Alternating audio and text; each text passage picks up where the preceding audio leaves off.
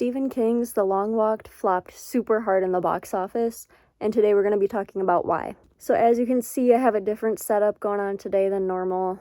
Honestly, I just felt like doing a little bit of a more comfortable vibe, a little bit more talky, like we're just chilling, we're just hanging out, and I want everyone to feel comfortable. I'm wearing my PJs. Y'all should put on your PJs and just make it a little comfort watch, because this one is not going to be super heavy by any means. And definitely at least not heavy like my 13 Reasons Why video. If you've seen that one, go watch it if you're up for a little bit more of a heavier topic. And I'm also working on doing a season 2 recap of 13 Reasons Why. I am going to be still doing that.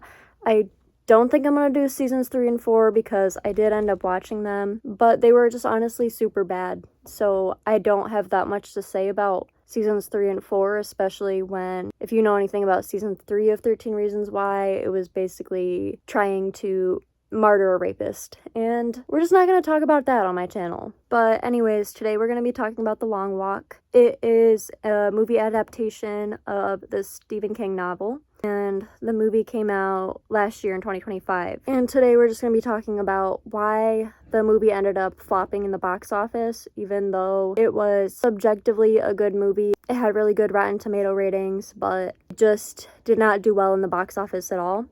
So I'm going to talk about that for a minute, and then I'm going to do a recap of what happened in the movie and just kind of like what I thought about those things. If you're new here, my name's Max. I do pop culture commentary and commentary about movies and shows. So if that sounds like anything you're interested in, please subscribe.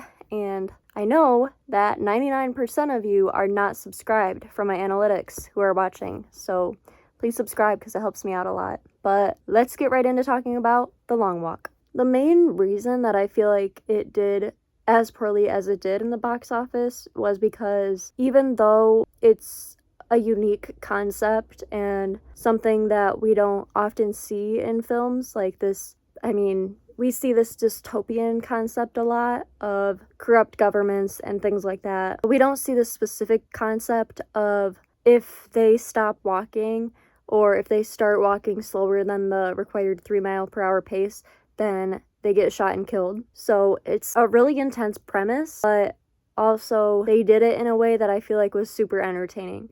But I feel like the reason that it didn't do very well in the box office was because just marketing. It had very poor marketing. I think I saw like one preview for it, and that was while I was already at the movie theater. I never saw any advertisements for it, nothing on social media. And while I'm sure they had social media accounts and advertising up for it, it wasn't like other movies that I see, like definitely wasn't like hyped up in the way that other movies are. And I know a lot of movies like that where you see like one preview about it and then you never really see anything else about it. But then most of the time, once those movies come onto streaming services, you can see that the ratings for those movies aren't that good either. So I feel like sometimes it does kind of coincide. Like if the movie isn't that good, it's not going to get that much coverage. But this movie did have really good ratings on everything that I saw, and I felt like it was done very well for the most part, but the marketing was just not very good. And then also around the time that the movie released, Stephen King did get in a controversy because he's Stephen King and he gets in a lot of controversies about different things. Some of them being completely fair, some of them being crazy, but this controversy that he was in around the time the movie released was that Stephen King was spreading some lies about Charlie Kirk and saying that Charlie Kirk had advocated for the stoning of gay people, which was not true. And I think, some people were really offended by that because they just felt like it was a disrespectful thing to say about someone who's not here anymore to defend themselves. And I get that. But I'm definitely not here to defend Charlie Kirk or Stephen King, so let's just move past that. So with the discussion about the controversy and the reason that the movie didn't do so well in the box office out of the way, let's get into talking about the movie itself and the rundown of the plot and what I think the movie did well versus what could have been changed or better. So in the opening scene, we see that the main character's mom wants him to back out and not do the walk, but he says, no, it's too late. The deadline to back out already passed, so I have to do this. And his mom understandably gets really upset. She starts crying and she gets really scared and keeps on repeating, I can't, I can't, I can't. And I thought that scene was really impactful because it not only shows this alternate reality of knowing that your child is going into something where they might die, but it also shows our current reality where people in the military and other jobs like that are facing this fear that they might go into work every day and not come back out. And obviously this is a fictional thing. It's a hyperbole for, I guess, what Stephen King thought could happen to our government if we take things too far. That's just my opinion. I don't know if he said that himself or not, but that's kind of what I took from it. But overall, I really enjoyed that scene, and I think that the actress playing our main character, Ray Garrity, playing his mom, I think that she did a really good job. But after that, the contestants start getting to know each other, and then we meet our other main character, and his name is Peter McReeves. And all the characters just start to get to know each other a little bit. We can already tell that there's gonna be one guy that everybody just hates pretty much, which does make it more entertaining to see everyone kind of already ganging up on him at the beginning because it is deserved, and we'll see that later. But as the walk begins, the major tells the guys that the first walk was to show the value of work ethic, and he also says that the country has been in a huge financial struggle since the war, and also that the walk is to now inspire people to pretty much stop being lazy and to make the US #1 in the world again. So I mentioned it earlier, but the guys have to walk at a pace of 3 miles an hour. If they walk slower, they get 3 warnings. If they fail to keep up the speed or stop, they get shot. So the movie is split up by miles, which I really enjoyed because I like seeing, like, okay, at this point, how far have they been walking? How should I expect the characters to be based on the amount that they've walked already? And everything like that, because obviously they're not going to take us through every single mile. I don't know if the book does that because I haven't read the book, but after this I am wanting to read the book. So by mile 5 we get our first set of warnings. The guys are numbered from 1 to 50. There's 50 guys walking, and number 5 gets several warnings because he's tying his shoe, and we can see the military person coming up behind him and pointing the gun at him, getting ready to shoot if he doesn't get up. But he does get up, so things are relatively okay at this point, as much as they can be in this fucked up situation. The camera goes back to our main guy, Ray, and he lets McReeves know that this isn't really about the money for him. It's about the fact that there is an illusion of choice whether to sign up or not, because everyone is expected to sign up, and it's the lucky 50 guys that actually get to participate, but pretty much every young guy does end up signing up because of the way that the government is and how corrupt it is, in Garrity's words. Still in mile 5, we see that number 7 starts getting a Charlie horse, and Ray Garrity helps him speed up his pace, but he eventually falls back to the ground and gets shot.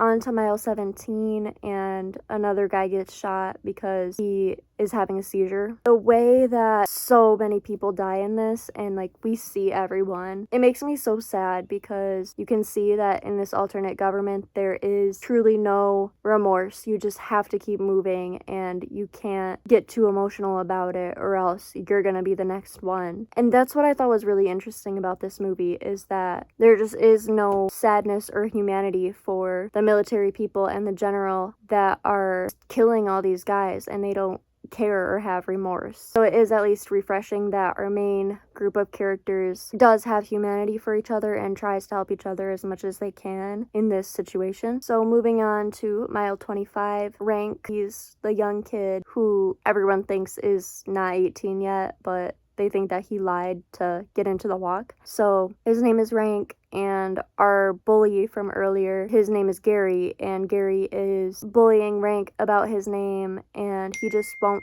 stop. Like, Gary doesn't care, doesn't know when to stop, so it causes them to get into a huge fight, which causes Rank to get shot in the end, because as he's taking swings at Gary, he's not keeping the pace and he's getting a bunch of warnings. So now everyone is walking around saying that Gary is a murderer, and I don't blame them because he purposely prodded Rank on so that there would be one less competitor in the race. After that, number 45 has diarrhea, so he stops walking and then he ends up getting shot. All these things are moving like super fast, so I'm just trying to like get through the kill count, which I mean, that's just how it is in this movie. It is entertaining, but it is fucked up. By mile 59 in day 2, Ray and Pete both say that they don't think they're gonna win, and their other friend, Olsen, is starting to do pretty bad, so they're feeling pretty concerned about him. Another one of the guys has a broken ankle, and I would say it's more than a broken ankle. It's like, it looks like his foot isn't even there anymore. So obviously he's pretty much out of the competition. Once that happens, he gets shot pretty much right after that happens. He obviously can't keep a over 3 mph per pace with only one foot. By mile 100, one of the guys tries to run away, and obviously he's out of the competition and gets shot. Mile 103. Ray and Pete talk about what they would wish for if they won. And Ray says that he would wish to shoot the major because we learned that the major has killed Ray's dad. So Ray wants revenge for that, and he also says that he thinks it might make a change in the way that things are in their world. Pete says that he would wish for the walk to have 2 winners so that people can at least have hope of their friend surviving. And later on, during that mile, a bunch of the guys start screaming, "Fuck the log walk, fuck the major." And I just really like that scene because it shows that even in this extremely hard thing, at least they are having a moment of togetherness and a moment of happiness. So it was a relief to see that for a moment, at least. By mile 144, Ray and Pete are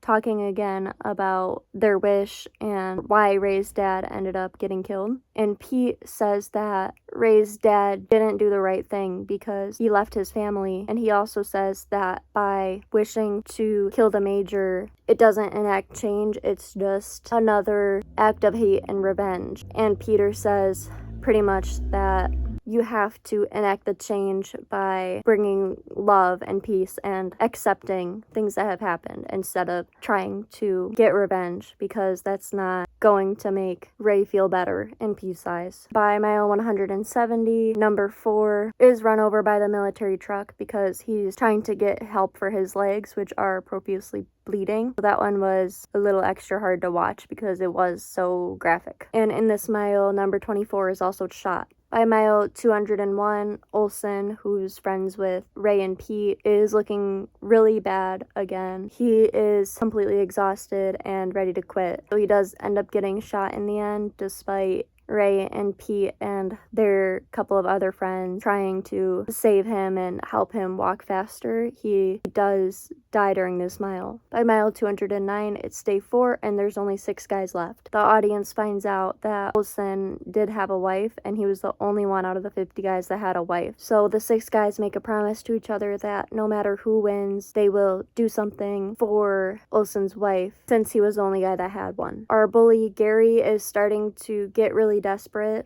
He's starting to lose his mind. So he asks Ray if they can all just be friends and if he can join Ray's little circle. And Ray is trying to prevent Gary from doing something crazy or just going crazy and giving up. So he says yes and tries to calm him down. But in the end, he does end up losing his mind in that moment. And he kills himself by stabbing himself in the neck. And that death was a really hard watch too. I mean, they all are, but especially that one because it was self-inflicted. But also, I guess, good for him that he didn't let the corrupt major take him out, I guess. By mile 286, they've been walking for over 5 days, and Ray's shoe falls off, so he ends up taking them both off so that he'll be walking evenly. By this point, Ray is able to see his mom watching from the sidelines, and he goes over to her and he wants to give her a hug, but he ends up getting 3 warnings for this and he almost dies in that moment. But then Pete pulls him back into the race and helps him keep going while Ray and his mom are both crying. By this point, the race is getting so close that one of the guys is just like, okay, we can't help each other anymore. We need to just all be for ourselves because it's so close at this point that if we keep helping each other, it's never going to end. And Ray and Pete agree to this. Everyone agrees to this. So there's no more helping each other at that point. By this point, everyone's losing their mind a little bit. So one of the guys, his name is Kali, he steals one of the guns and then shoots one of the soldiers, but then he gets shot by the major and he shoots himself once more to end his life. After that, our other guy, who is part of Ray and Pete's friend group, his name is Art, he gets an internal hemorrhage and it's a nosebleed, and this one is really sad because he's just the whole time saying, it's not that bad, is it really that bad, like, it's just, my nose is just bleeding. And that one made me so sad because he was having a really hard time accepting it, and then he just kept bleeding and bleeding. But in the end, he does have to say his goodbyes to Pete and Ray. And he gives Ray this rosary necklace and says that if he wins, he needs to give it to his grandma, Art's grandma. By mile 326, there's only 3 guys left, and it's Ray, Pete, and this other guy who hasn't been very important to moving the plot forward, so I just haven't really talked about him at all, but his number is 38. And by this point, he says that he wants to at least die with his head held high, but he can't keep on walking anymore. So he dies with his head held high, like you said, not on the ground, because he didn't want to die that way. He does get shot in that moment, and now it's only Pete and Ray left, and they have a heart-to-heart in this moment where Ray says that when he was little, he didn't think about death. But once he thought about it, he was pretty scared of it. But now he knows that the only guarantee in life is that everyone is going to die. So he says that that makes him feel more calm and that he's not really scared of death anymore.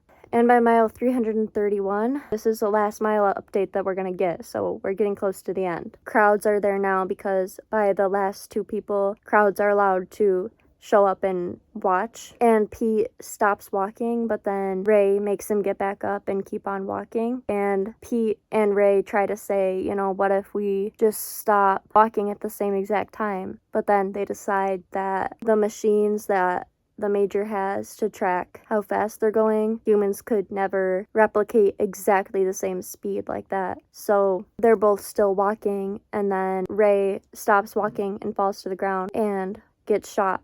And then it's decided that Pete is officially the winner. And when the major asks Pete what his wish is, he asks for a carbine to give to his kids one day. And he's given the carbine, and then he aims it at the major and shoots him. And when he does it, he says, "This is for Ray."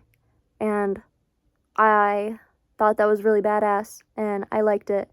But I did like the original ending of the book more. Like I said, I didn't read the book, but I did research for the video, and then I saw that the book ending was more horror-esque because Stephen King, you know. But in the book ending, Ray ends up being the winner, which I thought that was going to happen in the movie too, because they kind of alluded that Ray is the main character and he is another main character, but kind of like the best friend main character.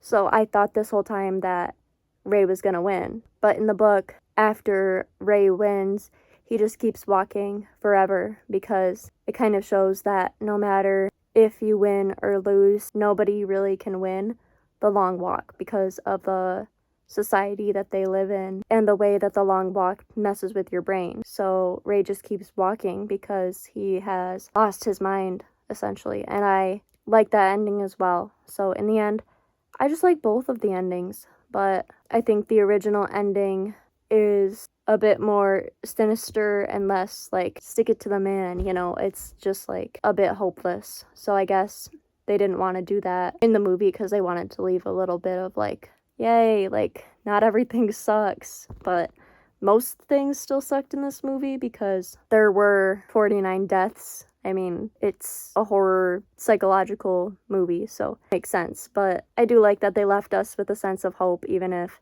that's not how the original one ended. But overall, I did enjoy the movie. I thought it was entertaining. I thought it was really messed up in some parts, which I know it was supposed to be, so I guess it did a good job with that. But I liked that they were able to make something so entertaining out of a premise that doesn't seem very entertaining. I mean, it's literally just the characters walking the whole time. So I like how much it relied on character dynamics and the way that each of the guys chose to go out or didn't choose to go out. But overall, it was pretty good. So if you haven't watched it, you should go watch it and come back here and let me know what you think. Or if you have watched it, let me know what you think, and I would love to start a discussion about it. So I will hopefully see you in my next video, and don't forget to subscribe. Bye.